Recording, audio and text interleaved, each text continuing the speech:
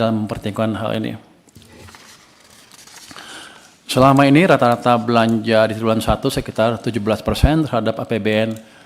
Di triwulan 1 2026 penyerapan belanja telah mencapai 21,2%. Ini by design percepatan belanja seperti saya bilang tadi, anggarannya sudah ada, KL kerja lebih cepat. Ini akan memberikan kontribusi yang kuat pada pertumbuhan PDB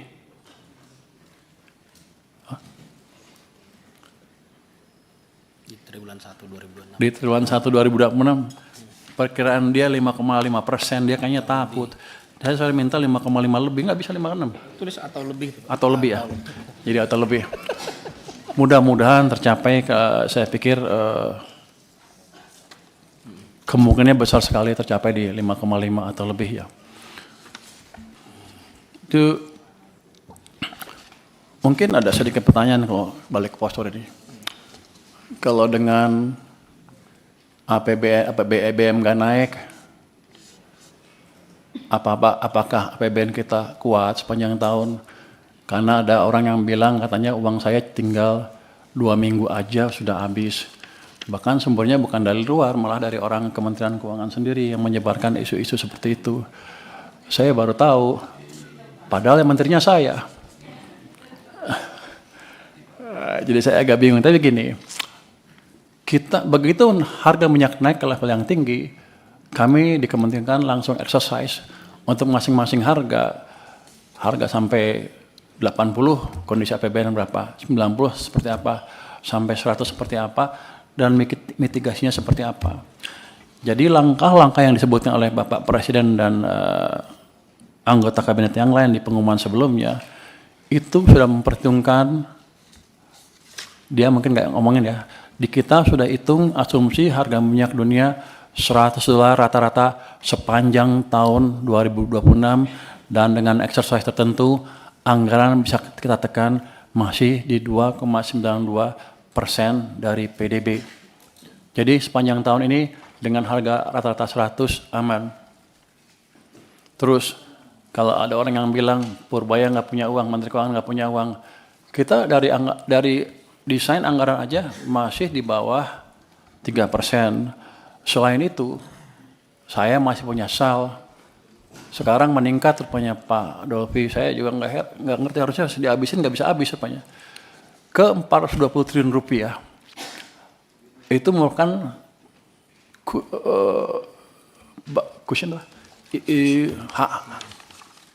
bantalan tersendiri. Kalau kita diperlukan, kalau harga minyak naik tinggi sekali, misalnya nggak terkendali.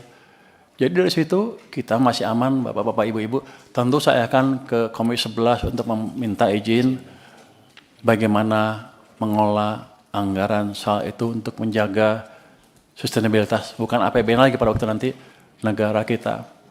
Tapi yang penting adalah dananya ada, cushion kita masih ada, nanti juga Pak Menteri ESDM menjanjikan pendapatan yang lebih dari kenaikan harga minyak dan harga batu bara di pasar dunia.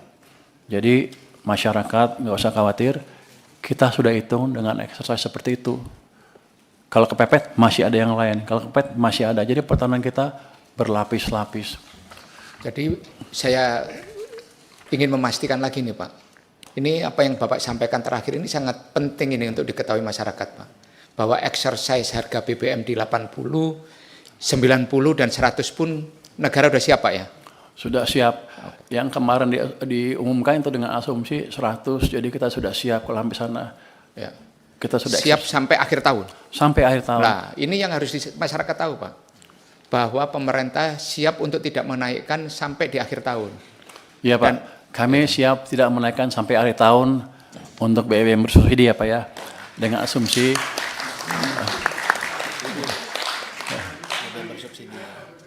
ya, harga minyak $100 per barrel sampai akhir tahun sudah dihitung rata-rata ya, sudah dihitung. Artinya nanti ya tidak ada untuk yang bersubsidi ya. Yang bersubsidi. Kalau yang bersubsidi kan bukan hitungan kita ya, saya nggak ada di anggaran juga. Jadi yang bersubsidi sampai akhir tahun aman. Jadi masyarakat di luar nggak usah ribut, nggak usah takut. Kita sudah hitung Pak. Dan ya Mau jempol Pak? Jempol. Ini kan berkat dukungan komisi sebelah juga saya bisa diskusi terbuka. Jadi yang saya takut itu, kan ada beredar dibilang 2 bulan udah habis, 2 minggu udah habis. Paling bulan Juli naik, nanti juga bulan Juli ada huru hara. Padahal kita udah siapkan sampai akhir tahun dengan asumsi rata-rata $100. Artinya nanti ada yang di atas 100 dalam periode tertentu, kita masih kuat. Dengan existing anggaran yang ada. Kalau kepepet, masih ada lagi. Buffer yang saya bilang tadi, bantalan yang saya bilang tadi. Jadi kita, negara kita aman Pak. Saya mohon dukungan aja terus dari Komisi 11 ke depan untuk memastikan kita bisa cukup smooth mengelola anggarannya. Soal dukungan aman Pak. Terima kasih Pak. Jadi salah satu ininya adalah karena pendapatan pajak. Pak, klarifikasi angka tadi Pak Menteri bilang SAL 420. Ya. Betul Pak? Betul. Di dalamnya termasuk yang 200 penempatan? Iya. Oh ya, oke. 200 penempatan di bank dan saya tambah lagi 100, sisa masih 100 di BI. Dan jadi gini,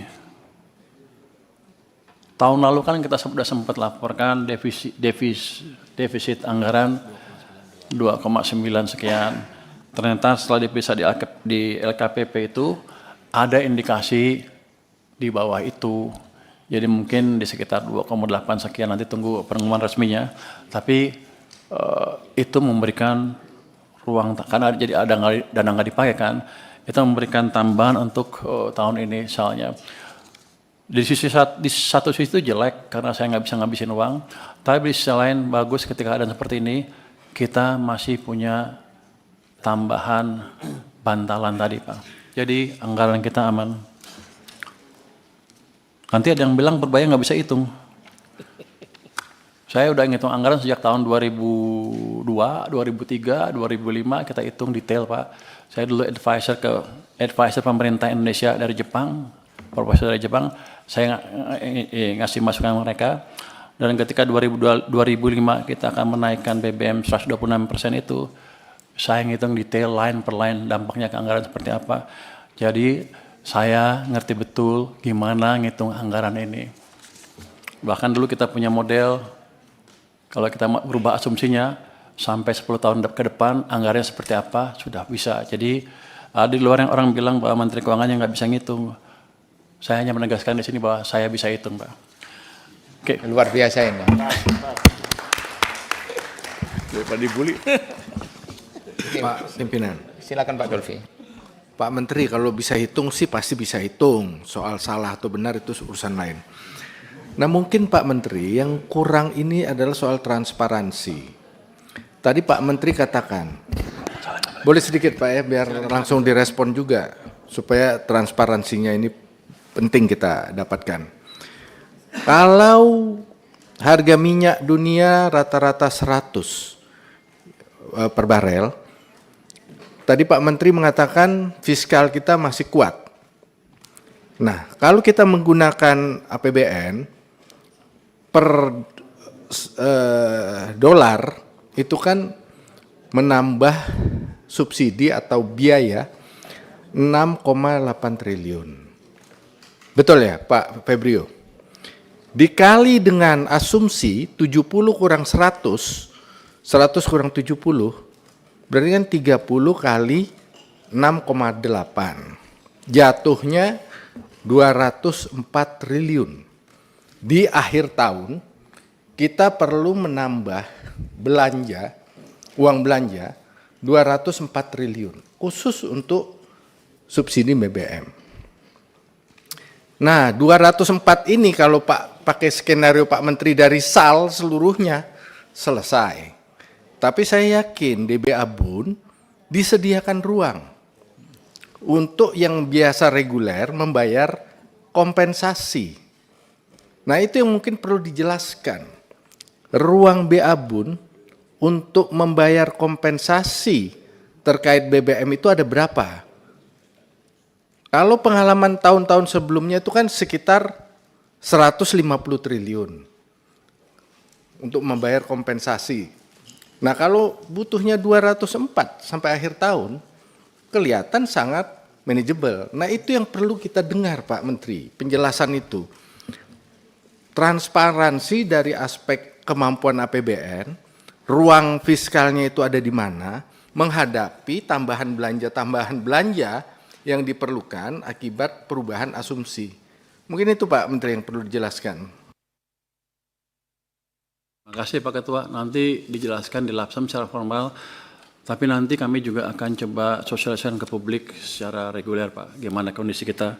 Cuman tadi betul 6,8, tapi kan nanti ada aksi-aksi tambahan untuk mengendalikan itu lebih jauh, sehingga kita dengan 6,8 itu nggak ngapa-ngapain tuh yang lain belanjanya.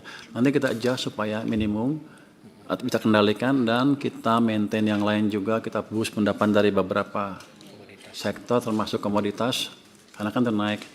Dari situ sudah kita hitung berapa ininya dan kita kendalikan di defisitnya 2,92% dengan exercise yang ada sekarang, dengan anggaran yang sekarang tanpa menambah tanpa menggunakan SAL. Belum menggunakan SAL itu. Jadi masih aman Pak. Tapi kita ada pengendalian. Misalnya anggaran-anggaran yang nggak jelas kita potong lagi Pak.